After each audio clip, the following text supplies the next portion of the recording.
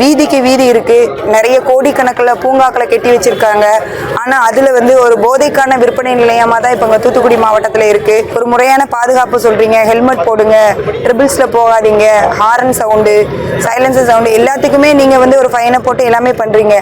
ஆனா ஒரு போதையினால தடுமாறி விழுந்து எத்தனை மரணமோ டெய்லி நடந்துட்டு இருக்கு. போதை பொருள் காரணமா தமிழகத்துல எந்த அளவுக்கு பாதிப்புகள் ஏற்படுகிறது அப்படிங்கறத தமிழக வெற்றி கழகத்தை சேர்ந்த அஜிதா அக்னல் பேசியிருக்கிறார். மிகவும் வேதனையோடு அவர் தன்னுடைய கருத்துக்களை தெரிவித்திருக்கிறார். தூத்துக்குடியில தமிழக வெற்றி கழகம் சார்பாக போதையில்லா தமிழகத்தை நோக்கி மாபெரும் ஆர்ப்பாட்டம் நடைபெற்றிருக்கிறது. தமிழக வெற்றி கழக தலைவர் விஜய் உத்தரவுப்படி இந்த ஆர்ப்பாட்டமானது நடைபெற்றிருக்கிறது. தூத்துக்குடி மாவட்டத்தில் அஜிதா அக்னல் தலைமையில நேற்று மாலை விடிவி சிக்னல் பேருந்து நிறுத்தம் அருகே இருந்து தொடங்கி தெற்கு காவல் நிலையம் எதிரே உள்ள அம்பேத்கர் சிலை வரை போதைக்கு எதிரான விழிப்புணர்வு பேரணியானது நடைபெறும் என அறிவிக்கப்பட்டது. ஆனால் காவல்துறை இதுக்கு அனுமதி மறுத்ததாக கூறப்படுகிறது. இதனால போராட்டம் நடைபெற்ற இடத்திலிருந்து சுமார் 200 மீட்டர் தூரம் மட்டுமே சென்று பிறகு திரும்பி அங்கு 200 மீட்டர் அளவுல 4 சக்கர வாகனத்துல ஏற்பாடு செய்யப்பட்டு இருந்த மேடையில இந்த ஆர்ப்பாட்டம் நடைபெற்றிருக்கிறது. இந்த ஆர்ப்பாட்டத்துல பங்கேற்ற தமிழக வெற்றி கழகத்தினர் போதைப் பொருட்கள் மற்றும் மதுனால தமிழகத்துல எந்த அளவுக்கு இளைஞர்கள் பாதிக்கப்படுகிறார்கள் அப்படிங்கறத வேதனையோடு தெரிவித்திருக்கிறார்கள். இந்த ஆர்ப்பாட்டத்துல குடிப்பதை நிறுத்திவிடு, குடிப்பவர்கள் நட்பை ஒதுக்கிவிடு, குடியை விடு, படிக்க விடு, போதை போதை அது சாவின் பாதை அப்படிங்கிற தங்களோட எழுச்சி முழக்கங்களை எழுப்பி இந்த ஆர்ப்பாட்டத்துல பங்கேற்றிருக்கிறார்கள். இந்த போராட்டத்துல மாவட்ட மதுவிலக்கு சபைகளின் இயக்குனர் உட்பட தூத்துக்குடி மாவட்ட தமிழக வெற்றி கழகத்தினர் கலந்து கொண்டார்கள். காமராஜர் வீதிதோறும் கல்விக்கூடங்களை அமைச்சு கல்வி புரட்சி பண்ணாரு. ஆனா இப்ப இருக்கிற அரசு வீதிதோறும் மதுக்கடைகளை உருவாக்கி மக்களை போதைகளுக்கு அடிமையாக்கி நிறைய உயிர்களும் நிறைய இழப்புகளும் ஏற்படுது. இங்கே தூத்துக்குடி மாவட்டத்தில் ஒரு கஞ்சா, அதுக்கப்புறம் மாத்திரை, ஊசி அப்படிங்கிற போதைப் பொருட்கள் வீதிக்கு வீதி இருக்கு, நிறைய கோடிக்கணக்கில் பூங்காக்களை கட்டி வச்சிருக்காங்க. ஆனால் அதில் ஒரு போதைக்கான விற்பனை நிலையமாக தான் இப்போ தூத்துக்குடி மாவட்டத்தில் இருக்கு. அதனால இந்த அரசு நாங்கள் என்ன கேட்டுக்கிறோம் அப்படின்னா, நார்மலாக இருசக்கர வாகனத்தில் போகும்போது ஒரு முறையான பாதுகாப்பு சொல்றீங்க, ஹெல்மெட் போடுங்க, ட்ரிபிள்ஸ்ல போகாதீங்க, ஹாரன் சவுண்டு, சைலன்சர் சவுண்டு எல்லாத்துக்குமே நீங்க ஒரு ஃபைனை போட்டு எல்லாமே பண்றீங்க.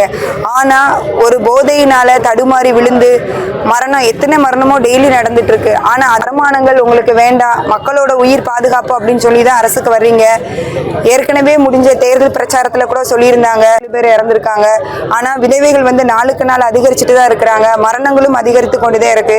நாங்க தமிழக வெற்றி கழகம் சார்பா இந்த அரசை நாங்க கேட்டுக்கிறது என்ன அப்படின்னா, மது மற்றும் போதை இல்லாத ஒரு தமிழகத்தை எங்களுக்கு உருவாக்கி கொடுங்க அப்படிங்கிறத நாங்க கேட்டுக்கிறோம். இது எங்க தமிழுடைய தளபதியார் 2026 அரியணை ஏறுவார். அரியணை ஏறும்போது ஒரு போதையில்லா தமிழகத்தை எங்களுக்காக இல்ல தமிழ் மக்களுக்காக உருவாக்கி தருவார் என்ற இந்த இடத்துல நான் சொல்றேன்.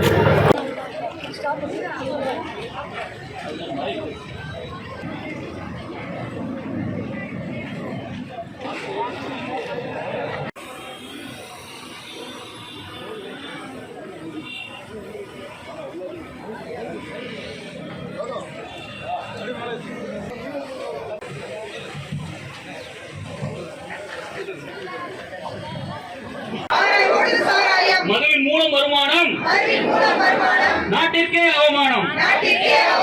மதுவின் மூலம் வருமானம் நாட்டிற்கே அவமானம். மூடிடு மூடிடு மதுக்கடைகளை மூடிடு, மூடிடு மூடிடு மதுக்கடைகளை மூடிடு.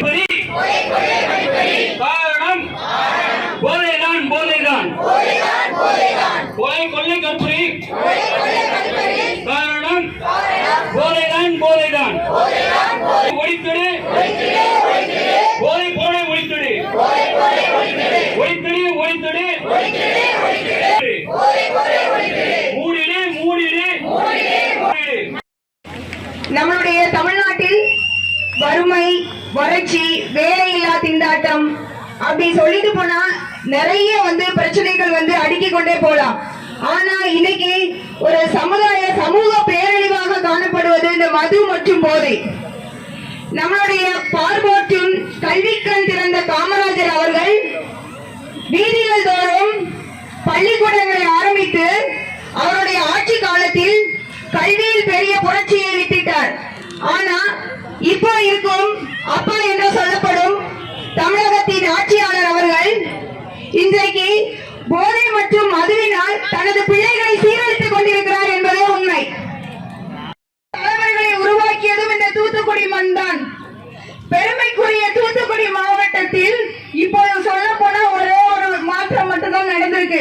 நகராட்சி மாநகராட்சி ஆகிருக்கு, மாநகராட்சி ஸ்மார்ட் சிட்டியா மாறி இருக்கு. நம்ம தூத்துக்குடின்னு ஒரு போர்டு இருக்கு, ஐ லவ் யூ தூத்துக்குடின்னு ஒரு போர்டு இருக்கு. கோடிக்கணக்கான